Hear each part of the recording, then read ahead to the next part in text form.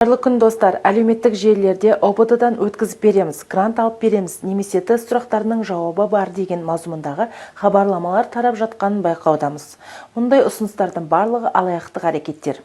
Азаматтарды күмәнді ақпаратқа сенбеуге және алаяқтардың құрбаны болмауға шақырамыз. Сонымен қатар әр тестіленушіге жеке тест нұсқасы қалыптастырылатынын еске саламыз.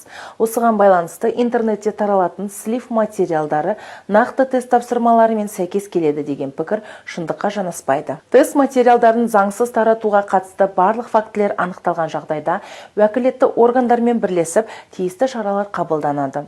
Сондай-ақ тест тапсырмалары ұлттық тестілеу орталығының зияткерлік меншігі болып табылады.